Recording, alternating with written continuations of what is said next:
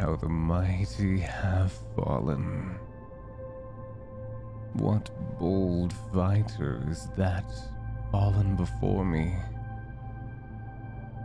What brave warrior has dared to venture into my temple?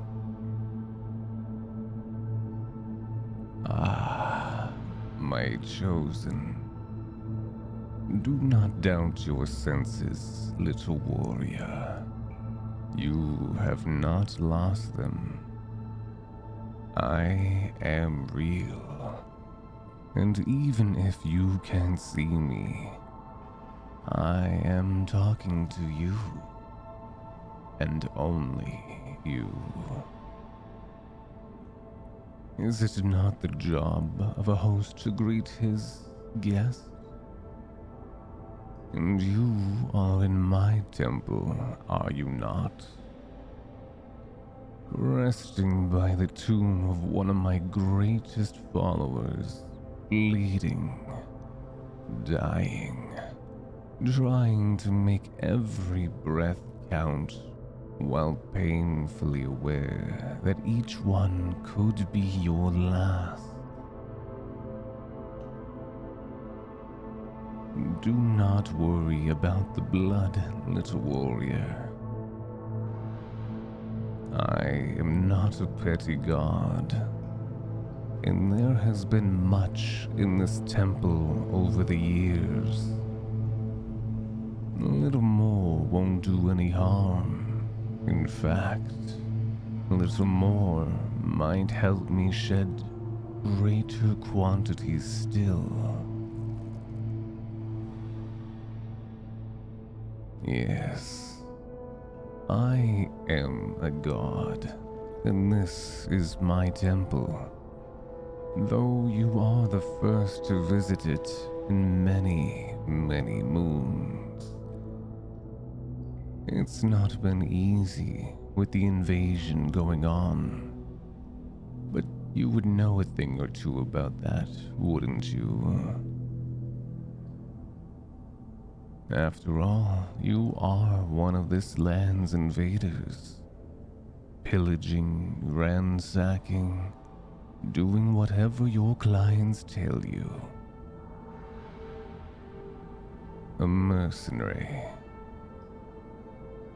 The leader of a band of mercenaries. In fact, it must take some skill to keep such a group in line. And I have seen you display much in your time here. Why, I remember seeing how you led your men against this land's greatest warriors again and again and again, proving each time that you were their superior and that you were not to be trifled with. It was most impressive. It was what caught my eye and why I am speaking to you now. I have been watching you for some time, even before you came to these lands, for my power is cosmic, my gaze all-seeing, nothing is hidden from me. There isn't a moment in your life I've missed, little warrior. All the hardship, all the trials that brought you into this country, I've seen them all, including the one that brought you here. Your time in this country was almost done, wasn't it? Your mission upon these lands complete. You were simply waiting for your clients to give the order for you to pull out. In that time, you had your squad completing a few side objectives, raiding tombs and looting the temples belonging to my brethren. It was nothing new. Nothing you hadn't done 1,000 times before. But when you got to the village harboring my temple, something changed, didn't it? The villagers fear me. They long ago boarded up this temple, hoping I would be forgotten. But I wasn't. I lived on in their hearts and minds. And when they saw you and your men moving towards my domain, they panicked. They were frightened about what you might unleash. And rightly so, for I am not a kind god. The sheer ferocity they showed when they fought to keep me imprisoned, I didn't know they had it in them. But it was futile, really. And your men didn't take the villagers' panic well. They tried to stop them, some far more aggressive than others. And for the first time in your life, for some reason known only to yourself, you tried to do the right thing. After years of living the most violent life imaginable, you gave the order to cease firing, to pull out and leave the village intact. And your soldiers killed you for it. Well, almost. I'm sure you're well aware of the fact that you're dying, little soldier. The wounds in your body are deliciously fatal. I wonder, are they the reward for doing the right thing? Or punishment for the life you lived? Has life judged you one way or the other? Which way was the pendulum swung? It's hard to tell, isn't it? And that's not the only thing. I wonder what was crawling through your mind whilst you were doing the same across the desert. What compelled you to enter my temple? Was it delirium? Or something more? Perhaps you wanted to spend your last moments praying, begging forgiveness.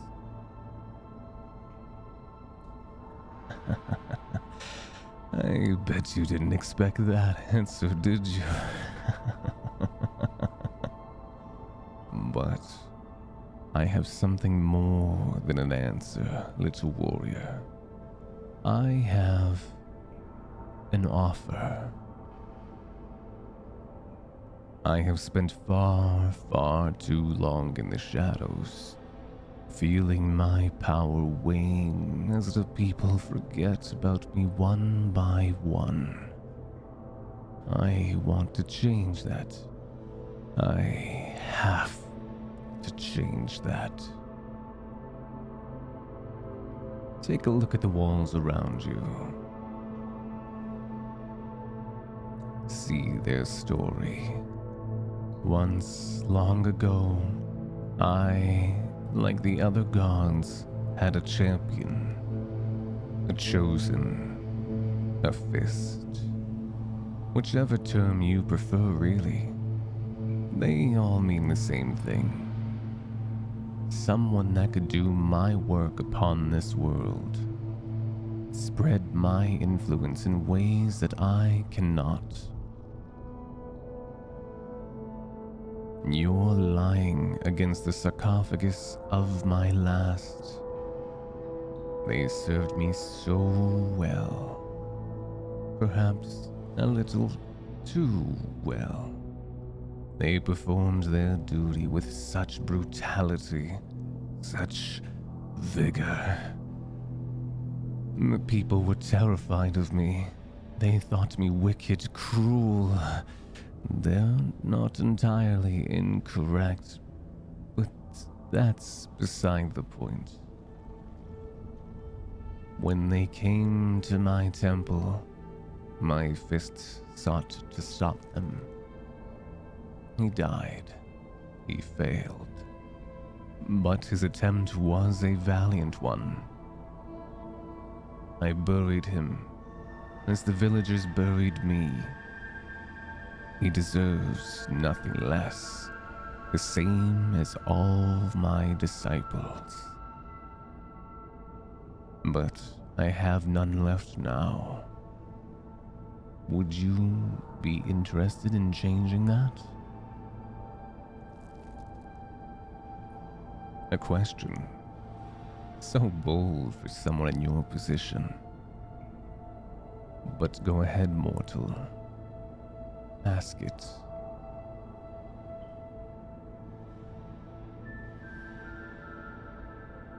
There's an interesting one.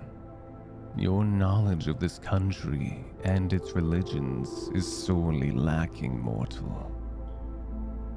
What am I the god of? Oh, I think my domain will be of great interest to you. I am a god of many things. Chief among them, vengeance.